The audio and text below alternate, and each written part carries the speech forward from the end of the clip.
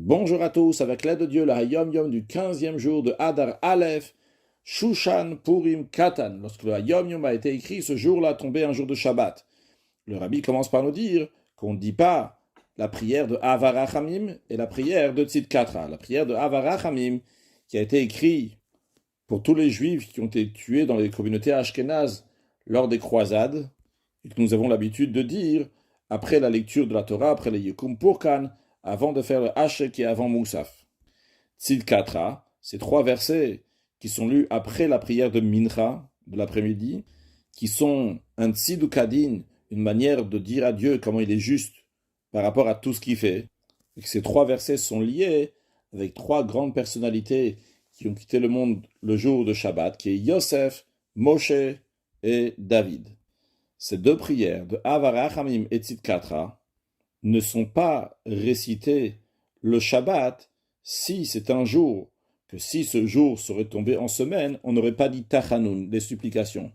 Et vu que le 15 Adar Aleph, c'est Shushan Purim Katan, donc si ça serait en jour de semaine, on n'aurait pas dit Tachanun, des supplications. Donc lorsque ça tombe Shabbat, on ne dit pas ces deux prières de Avarachamim et Tzidkatra. Puis le Rabbi nous dit, il faut étudier le Chumash du jour, le Tehillim du jour et le Tanya du jour. Après cela, le Rabbi nous dit comment il faut se comporter avec le pain avant de faire la bénédiction le jour du Shabbat. Mais pour expliquer ça, tout d'abord, voyons comment on se comporte, qu'est-ce qu'on fait lorsque c'est un jour de semaine. Pour cela, il faut savoir premièrement qu'il est bien de faire une bénédiction sur un aliment qui est entier. En l'occurrence, un pain qui est entier, c'est-à-dire un pain qui n'est pas coupé. D'un autre côté, il faut éviter un maximum de faire un arrêt entre la bénédiction et la consommation de l'aliment. Maintenant, lorsque nous avons un pain, après avoir fait la bénédiction, on ne va pas manger le pain comme il est. Il faut le couper. Mais si on va le couper, ça va faire un arrêt, un hefsek, entre la bénédiction et la consommation. Bien que ce n'est pas interdit de faire cet arrêt entre la bénédiction et la consommation en coupant le pain entre la bénédiction et la consommation, mais c'est quand même à éviter. En effet, dans le Shulchan Aruch, dans le code de la loi juive, le Hadbour HaZaken nous dit qu'il est bien de couper une partie du pain, c'est-à-dire couper un peu sans le détacher, de manière que ça soit encore considéré un pain qui est entier. C'est-à-dire que même après avoir coupé partiellement ce pain en entier, lorsque je prends une partie du pain dans ma main, l'autre partie va avec la première partie, donc ils ne sont pas séparés. Il y a une coupure qui a été faite, une petite coupure, mais le pain ne forme qu'un seul pain, vu que la coupure n'a pas détaché le pain qui soit en deux parties. Donc ça, c'est la manière de faire la bénédiction sur le pain en semaine. En deux mots, donc, on coupe une partie, mais on ne détache pas. Mais, en ce qui concerne le Shabbat et jour de fête, il ne faut pas couper du tout le pain avant la bénédiction. Parce que si la personne va couper, il risque de couper encore plus. C'est-à-dire même s'il ne va pas détacher totalement une partie du pain avec l'autre partie. Mais s'il va prendre une partie du pain, l'autre partie va se détacher automatiquement. Et donc le pain n'est plus considéré comme un seul pain. Et le jour du Shabbat, il faut qu'il y ait lechem mishne qui soit entier. Il faut deux pains qui soient entiers. C'est la raison pour laquelle il ne faut pas du tout couper le pain avant de faire la bénédiction le jour de Shabbat. Aïe, a priori, il y a le problème qui va faire un arrêt, un hefsek, entre la bénédiction et la consommation. Eh bien, comme nous l'avons dit, il n'y a aucune interdiction de faire cet arrêt.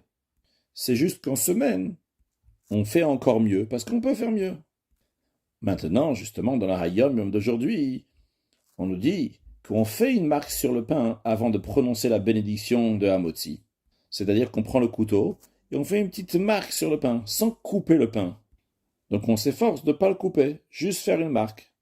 L'idée de faire cette marque, c'est qu'après la bénédiction, on va pouvoir trouver l'endroit où on voulait couper le pain.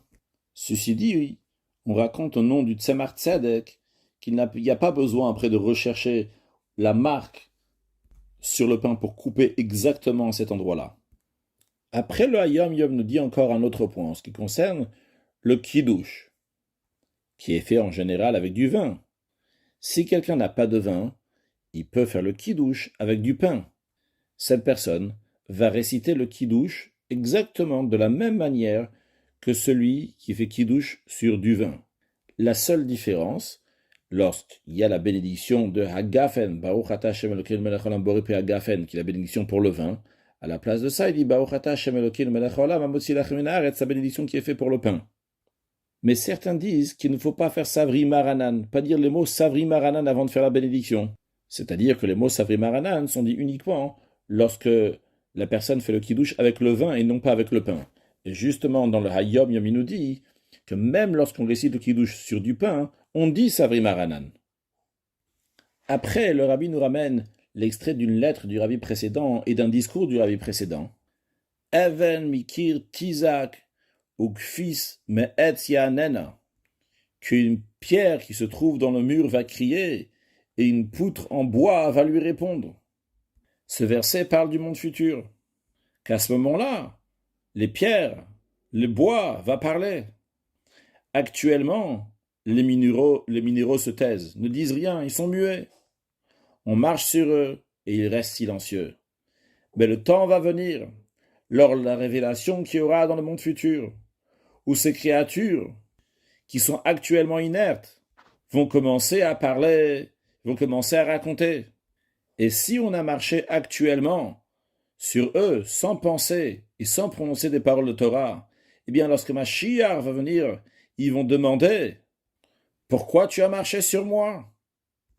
Donc le message que le rabbi précédent veut partager par cela, c'est de dire que lorsqu'on marche quelque part, il faut dire des paroles de Torah. On marche sur cette terre depuis des milliers d'années, depuis les 6 jours de la création. Pendant ce temps, il y a plein de créatures vivantes qui foulent la terre. Mais la terre, elle attend. Elle a l'espoir qu'un juif, ou 2 juifs, qui vont fouler sur elle, qui vont marcher sur cette terre et dire des paroles de Torah. Et si on ne dit pas des paroles de Torah lorsqu'on marche sur la terre, eh bien, la terre s'exprime envers nous en disant « Toi aussi, tu es semblable à un animal. » Donc partout où on va toujours dire des paroles de Torah, en plus de tous les bons effets que ça a, en plus ça fait plaisir à la terre sur laquelle on marche. Rajoutons des actes de bonté et de bienfaisance pour accueillir Mashiach, now, un excellent Yom.